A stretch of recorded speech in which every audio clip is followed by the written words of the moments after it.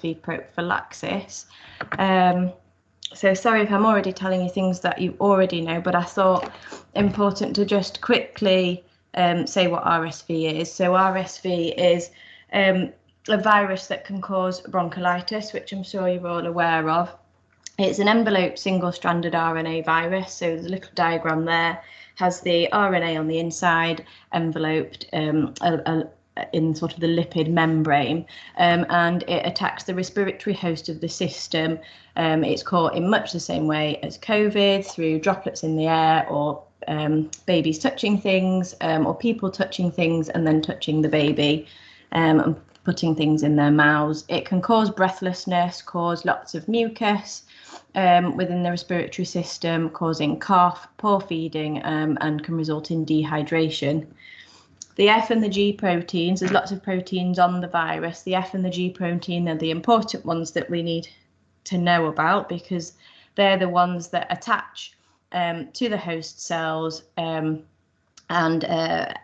cause fusion into the host cells and allow the virus to replicate. The G protein is important because it prevents immune recognition, so it prevents our immune system from being able to recognize it, so it's very easy to be infected again a second time from it. So it's important that we help protect our babies from it.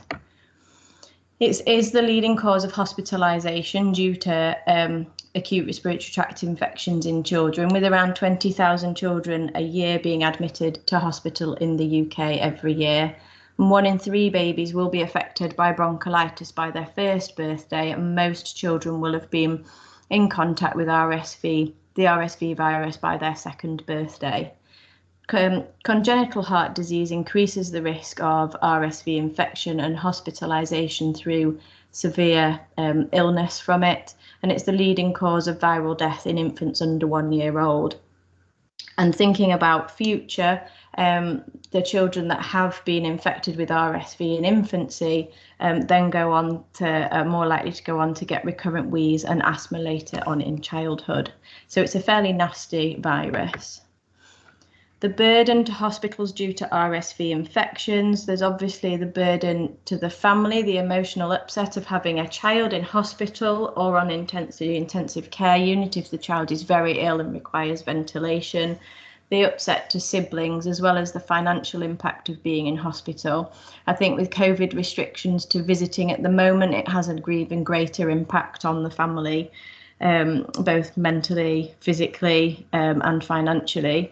And the NHS, we end up with full medical wards, there are bed pressures, the financial impact to the NHS of this, and it takes up PICU beds, which is important when we're thinking about cardiac children, because then children that need to come in for elective surgeries, we end up cancelling them because there's not a PICU bed available for them. We have seen an increase in the number of children earlier than usual. We've seen an increase in the number of children admitted over the summer. We normally start to see a rise from now, but presumably because of COVID and social distancing and then being able to go out and see each other again, and children mixing again, the peak has started already, unfortunately. So what can we do to help protect the babies? All the things that we normally do, good hand washing, social distancing, asking people that are ill to stay away, all the things that you'll already be doing on your neonatal wards. And then there is the immunisation.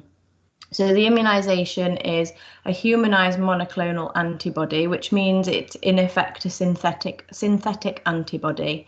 It works differently to normal routine vaccines and immunisations that are asking the body to make its own immune response and its own antibodies. This is the antibody in itself, and it's injected into the body, waits around, and it binds to that F protein that we talked about before, stopping it binding to the host cells.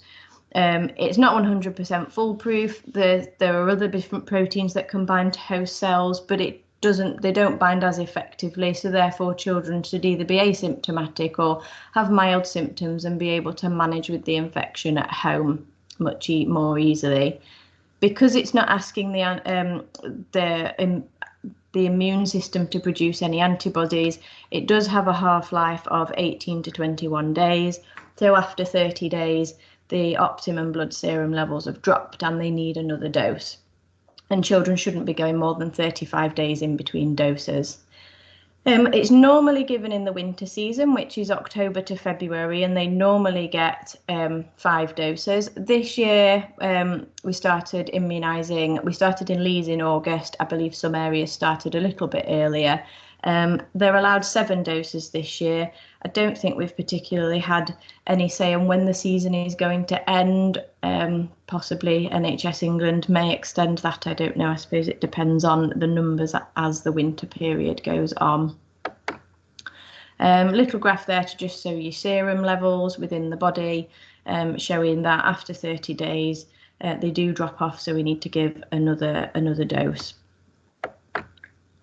So how effective is it? Obviously, we can't do studies and give children placebos because that's not very ethical. So there are studies that have looked at patients that were non-compliant and found that the risk of RSV hospital admissions doubled for vulnerable infants that did not receive the optimal doses within that 35-day time frame. It was found that Polyvizimab reduced the risk of hospitalisation for children with cardiac conditions under the age of 2, and of those that were hospitalised, it reduced the length of stay and reduced the number of days that patients needed increased oxygen whilst they were an inpatient. Oops. So the risk factors for severe infection from RSV. I'm sure that most of you have lots of children with all these different conditions on your units. The congenital cardiac defects, the bronchopulmonary dysplasia, and the premature births are the children that are eligible for Polyvizimab. Thrown in with some chromosomal orders, immunodeficiency, and severe neuromuscular disease, then that puts you at a high increased risk for serious illness. The list on the right are all the things that add to that risk, the risk factors.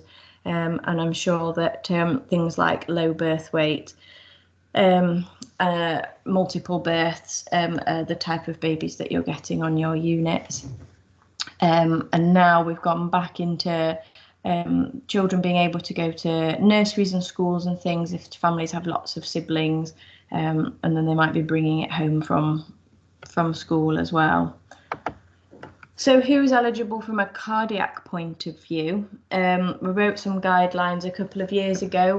We got the NHS England provide guidelines, but we thought we'd write something very specific for our cardiac children so that it was easy for everybody to know which patients it was that were eligible. So it's anybody under the age of 24 months that have cyanotic or acyanotic heart conditions plus other comorbidities.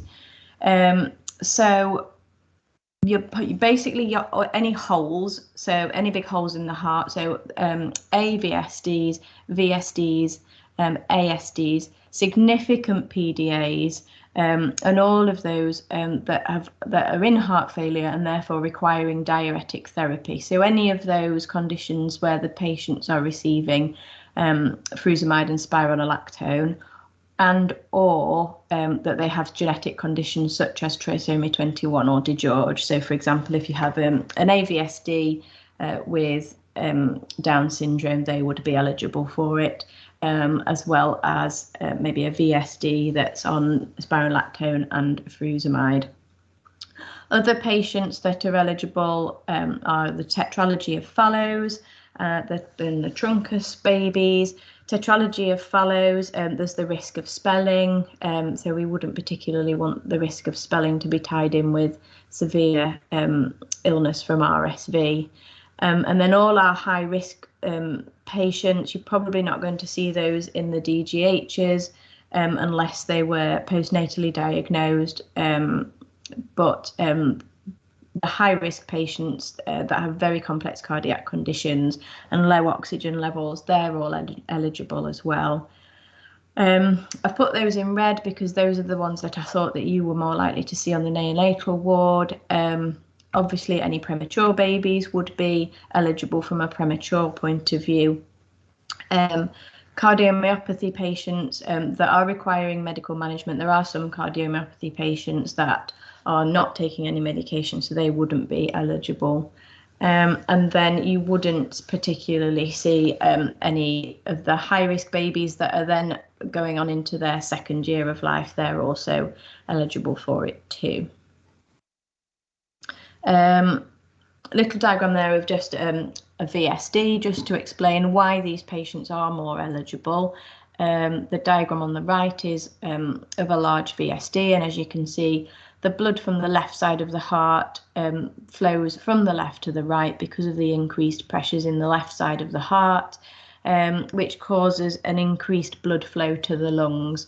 Then you end up with wetter lungs, and if babies were to get an RSV infection, it's more likely to turn into bronchiolitis, and they're more likely to become breathless, have poor feeding, and have an O2 requirement than children without the mixing of that blood.